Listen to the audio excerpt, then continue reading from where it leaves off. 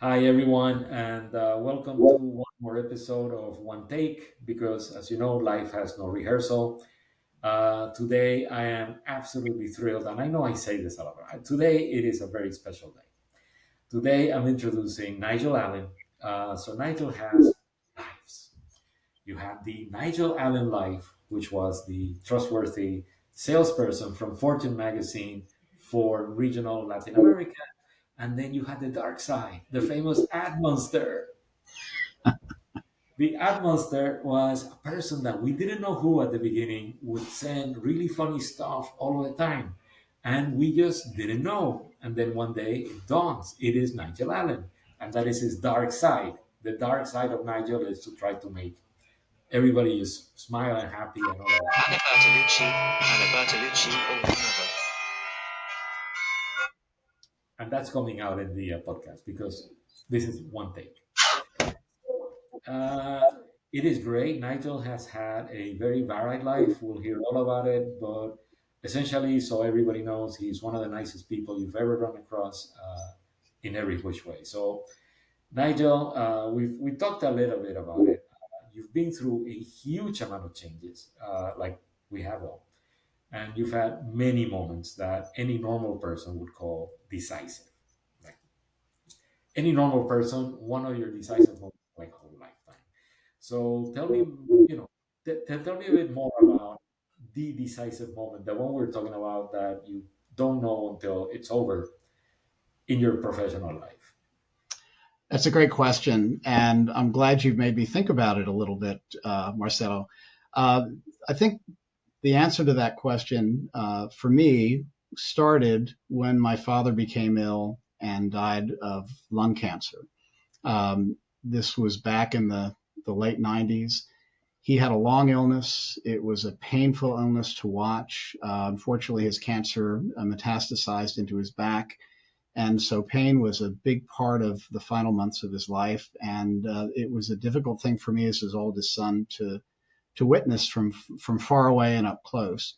He eventually passed away, and about a year after that, I retired from Fortune magazine and Fortune Americas.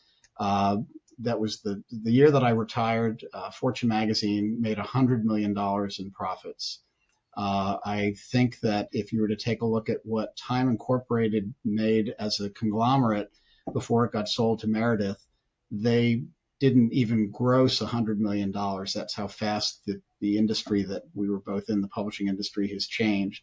And so in a lot of ways, I feel like I jumped a little bit before I would have been inevitably pushed out of an industry that I'd spent 20 years in. In my case, I thought I would be able to retire. I moved from Atlanta down to Pensacola, built a house by the water, and I became pretty good friends with a guy who was a neighbor who was between the age of my age, which was early 40s at the time, and my father, who had died at 67, the age I am now. And a couple of months into our relationship, I was told that he was seriously ill. He had cardiomyopathy, and he started to go under hospice care, the local hospice care in Pensacola, which was a revelation for me. I did not know really anything about hospice care. I wish I'd known about it for my father, because what I learned was that hospice care can give enormous comfort and support to patients in terms of managing their care, but it also gives enormous support to their family members, their loved ones, and even their friends, people like me. I got to see, the chaplains who came in to visit with him and gave him spiritual comfort. He had massage therapy, he had music therapy, and it was really it was inspirational, but it was also bittersweet because of the fact that as I saw this, I thought more and more, gosh, I wish this is something my father had been able to take advantage of during his illness.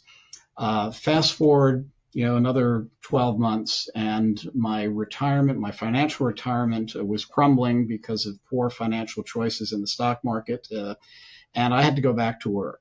And one day I was opening up my former newspaper, looked in the classified section, and as I joke sometimes, it was the last classified ad that probably worked for anybody as a reader. There was an ad advertising a position at the big hospice in Pensacola for a planned giving and capital campaign VP. One of the things I was pretty good at was telling a pretty good story about myself and projecting competence. And I was fortunate enough to get hired, even though I was terribly underqualified, if at all, for the job that I took. But, that put me on the path that is now more than 20 years behind me of doing fundraising work. And the thing that has been a wonderful revelation for me is that success in the world of fundraising, particularly when it comes to healthcare, but in many areas, is that success means that you are really helping people when you are successful. I've been fortunate enough to raise millions of dollars during my career, and every one of those dollars I have seen go to work in some way to improve patient experience, whether they're dying patients or their family members who receive music therapy and other kinds of support that wouldn't be possible without that funding support. Or at the hospital, I've been lucky enough to work with donors who have paid for technologies that have done things like reduce the need for amputations of diabetics who lose blood flow in their legs with state-of-the-art technology where you can map the loss of that blood flow, put stents in, and people who are literally going to lose their leg now are 100% healthy and able to live productive lives. So the real compensation for me through this whole journey and what I've learned is that doing something that matters, that feeds your soul, is really valuable. And I wish I learned it sooner, but I'm glad I learned it later. Well, I mean, it's been quite the journey, right?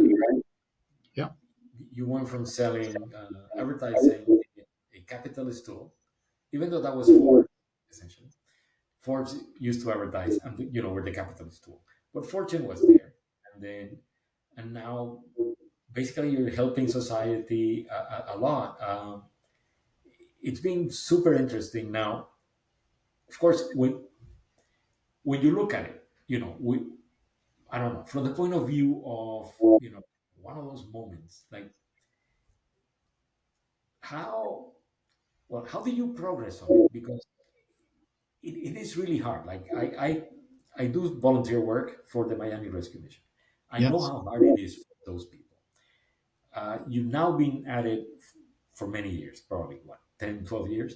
But at the very beginning, how did you, like further that along? How do you start coping with having an industry that is so completely different than what you had before?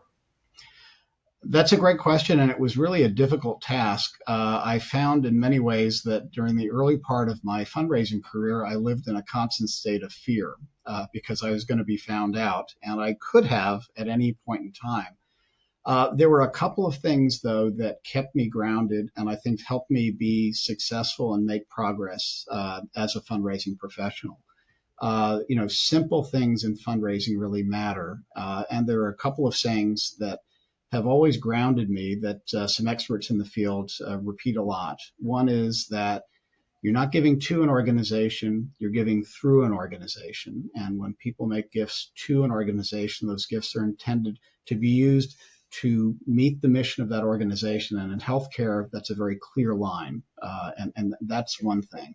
Another thing that's kind of different from media sales is the saying, facts tell, but stories sell. I sold a lot of facts when I was representing Fortune magazine versus Forbes, the facts of our demographics, the facts of a higher quality circulation, et cetera, et cetera.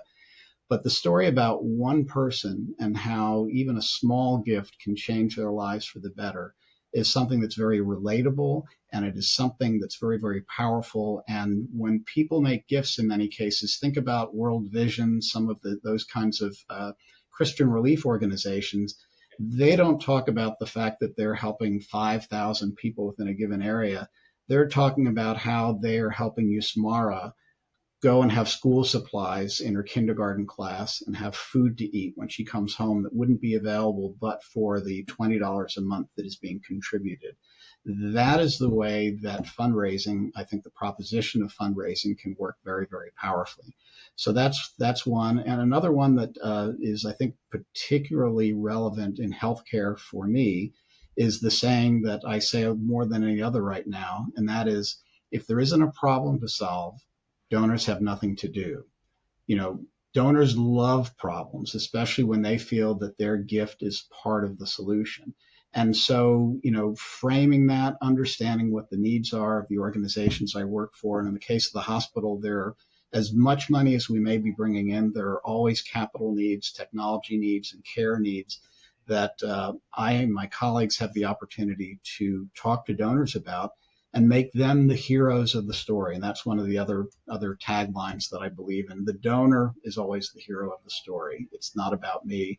When direct mail, which still can work in fundraising, but texting is a fast riser, when direct mail is done for fundraising, you know, one of the things that's very important to do is it's not about us, our organization, what we did. It's about what you, the donor, are doing through your support and how your gift of X, Y, and Z is going to have a meaningful impact on one person's life and experience. So those are some of the things that I learned along the way and kind of try to repeat to myself. And what I found is that by keeping it simple and keeping it basic and authentic, I didn't have to be dazzling. I just had to be sincere, and I had to really believe in what I was representing. And I'm very, very blessed. I've worked for 3 different not-for-profit organizations, and in each case, I believed deeply, deeply in the mission of what they did. I personally am an active donor for those organizations, so I know what I feel when I make a donation in support of the care that's provided. And I think that just helps me be kind of an advocate and ambassador for the organization. I'm lucky now that I have an added feather in my cap professionally. Now that I'm the president of the TMH Foundation in this current role, I also get to kind of play, you know, the guy who comes in as the president and says, "You're one," you know, this means so much. When I was at Fortune magazine, one of the things that our managing editor used to talk about when he's talking about CEOs and how to kind of communicate with them, he called it an elephant bump. And he said, elephants like the biggest animal in the jungle, you know, nobody can really get near to them but other elephants. So, you know, I think in fundraising, as in all business, there's also kind of a role where what your title is can be used appropriately to help move a gift along, especially the larger size gifts. How about another precedent, which you also went through in sales? Like sales, even though it's always the one person in front of the media that director, and I have been reminded of that many times, it is not a unique, or it is not a solitary thing. No. Like for example, a good salesperson has people behind them or behind Mm-hmm. them. Yes. You have research people, you have planning people, you have people who make the appointments, you have people that might go through data and give you the basic cornerstones of, you know, the story that you're going to tell, because it is impossible, like, unless it's a very tiny organization, and Fortune was not, uh, you know, it's a team effort. So now that you're president, and I've been through this a lot with the Miami Rescue Mission, right? Where there's a fairly big team and everybody has things to do, but at the same time, you know, there's a little overlapping, right? So Yeah. some people will do, you know, I don't know, social media, and then some people might do PR, but then, you know, they kind of interlock. Some other people, are in charge of inviting celebrities, like we've had, you know, like basketball players and everything at the food lines. But Mm-hmm. then, you know, the social media people are always also involved because they need to get that out. How many people do you have on your team? And specifically, I mean, this is a nonprofit, so you don't have shared options and stuff. How do you keep them motivated? Well, I'm lucky, and when I came in here, I had to get involved in making some changes to the foundation and the staffing. And within the first 18 months, we pretty much had 100% turnover of staff. And I was really lucky because I was able to find people who were every bit as committed to supporting patient care as I was, if not more so. And they were creative and smart, and they came from all different walks of life. You know, there is no one person who makes a great publishing or broadcast salesperson. There are types, but you can be any kind of a person and be successful. Yeah. And the same thing holds true in fundraising. It's how you connect with people. But to your question about the team, I have a team within the foundation. There are 7 of us. I have 4 development directors, and they all focus on different parts of different aspects of the hospital. One person spends an enormous amount of time with cancer care or animal therapy, and so there is an expertise that gets developed as part of this work. But in addition to that, our greatest successes are when we are able to engage the hospital clinical team in this care as well. That's where patients experience it. I'll give you an example of a major 6-figure gift that we got a while ago from the donor. And the kind of the irony was is that we started out and we didn't realize the capacity this donor had to make a gift. And so for a while we were stuck going, well, we can't really ask for more than this because that's what we normally ask for. Fortunately, that person's spouse, who was a friend of mine, said, hey, just so you know, they could give a whole lot more. So I don't understand why you're kind of stalling here. So we went back, and in this case, this was in the area of type 1 diabetes care, which is a growing health problem throughout the nation. Uh, we this particular donor had a child who was grown but was born and diagnosed at the age of 6 with type 1 diabetes, which is a devastating health condition. It completely changes the life of the family because of Yep. all of the changes that need to be made to keep that child healthy. It changes family dynamics. It adds an element of fear every night when that child goes to sleep. Because if if their insulin goes up or down, it can be a crisis. And in this case, what we did is we invited that donor to think about underwriting the cost of creating a patient navigator position within our metabolic disease area. Yeah. This is somebody who would be there as soon as patients get newly and their families get newly diagnosed. And keep in mind, type 1 diabetes is overwhelmingly diagnosed when a child is less than 10 years old. So we then invited, this donor who's very interested and had a strong personal connection to that, to go into a meeting with what happened to be one of the leading diabetes doctors in the nation, who had cared for her daughter when her daughter was, 7 years old. She still remembered him, and he came in and he painted a picture as only he could of where the state of diabetes care was, the kinds of things that this position would make possible, and even talked about things on the horizon. There is a cure for diabetes on the horizon that we're just on the cusp of. There are some cases where children diagnosed with type 1 diabetes, there's some who that disease has gone into remission for years and is still in remission. And this is something that 10 years out could be a cure for many of the children who are diagnosed. So anyway, he talked about all of those things, and we invited the donor to choose from 2 options. One was, hey, if you give us a gift of X million dollars, we can create an endowed position that will make this position available for every patient forever, with the funds that would get thrown off. Or if you'd like to kind of put your foot in the water and see how this works,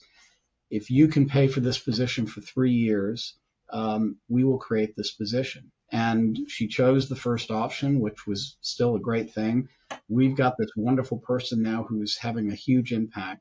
And it's all because of the fact that we brought other people within our organization to tell the story of what we were going to do and make it come alive. I think when you see and you feel the impact of an organization's mission in a visceral way, and in this case, this donor felt it very, very clearly. She's a new grandmother. Her grandchild could very well be a type 1 diabetes patient, at some point. It just became a very, very real thing for her, and we were fortunate enough to get that gift. So it's a wonderful process that can involve people from all walks of life. Oh, and that's amazing. And not only that, because you also prove the old adage of, the only limits you have normally are the limits that you have, that you put on yourself. Yeah. Had you not asked, you would have never known. But, that's Yep. extraordinary. And navigators are, like, essentially very interesting people. One of my Yeah. clients had that because they dealt in ABA therapy for children with autism. Ah. And so it's a navigator that helps people you need to do this, you need to do that, you need to fill this out. People, because people get overwhelmed. I mean, like, their daily lives, and the child with autism, and it's very Sure. hard to cope. So on top of that, trying to remember and to figure out what pages do I need to bring, it just gets too much. So one final thing, and we've all been through this. Of course, we've all stood up over 50, and I'm not going to go into how long I am over 50, but I am. And a CEO or CMO will be looking at candidates, and then they use everything in the world to basically hide age discrimination from the, well, we need young blood, which is, to the usual, oh yeah, but they're digitally native, that kind of thing, right? uh, so from your experience, because you have changed entire careers and you have managed now millions, if you were in front of a CEO, that CMO who's looking to hire a person who's over 50, let's say, or 55, what would you tell that CEO that a person over 50 or 55 brings that honestly nobody else can bring? Well, I think it's a growing question, and the good news is that 55 today's 55 is not 1990s 55. I'm happy to say that I just turned 67 earlier this week, and what I was thinking to myself as you were asking the question is, hey, they hired me when I was over 60. So first thing I'd say to the CEO is practice what you preach, buddy. Uh, I think there are a number of things. You know, there is enormous value to life experience. The fact that not in a negative way, but we've been there, we've done that. There are very few true new ideas. But the benefit that those of us with some seasoning have is we've seen a lot of great new ideas that have not succeeded. We've seen a few that have succeeded, but we've also seen the gray in between, the black and white of success and failure. And we're in a position to provide perspective and insights on how to make something either less unsuccessful, which always happens, or more successful. I think the other thing, though, and this is what I think has helped me because people don't typically look at me as approaching 70 yet, and that is that it's important to not focus too much on how old we are and to really focus looking ahead at what are we doing? Are we excited about doing it? And are we connecting with people? And are we showing a passion for what we do? People respond well to people who have energy, who are enthusiastic, and are passionate about what they do, and they speak with conviction, and who are authentic. And in some ways, I think as we go through life, if we're lucky, we can acquire more of those attributes as we continue to move ahead and look forward in the things that we do. And that's a very good closing argument, the energy, because it also places a bit of the responsibility on the older person. Yeah. You need to keep updated. You need to keep the level of energy up. You need to be passionate about what you're doing, or you risk not being taken seriously. Which, by the way, could happen at any age. I mean, I've seen 30-year-olds with like no energy, no passion, and I always tell them the same thing. Unless your passion is to eat Doritos and watch TV, you need to find the passion for something that actually pays, but you need to have passion for it. Yeah. Or as I say, like, follow your dreams, but accept the consequences. Which, Amen. So, Mr. Admonster, it's been a real pleasure connecting after all of these years. Likewise. Let me tell you, man, I am absolutely thrilled. I have never met anybody who dislikes Nigel Allen. Never. You are probably one of the most liked people in the industry, of everybody who remembers you. Everybody who remembers you from those days, everybody has a positive thing to say. Wow. So, congratulations on that. This Thank you. is absolutely great. I am thrilled that you accepted being in the podcast. It is fantastic. And seeing you so successful after, the ups and the downs, it is really, really great. It made my day, really. I mean, Thank you. So I really gotta thank you for that. You're And very then, welcome. we'll definitely be in touch. And good Better. luck with those seven-figure things.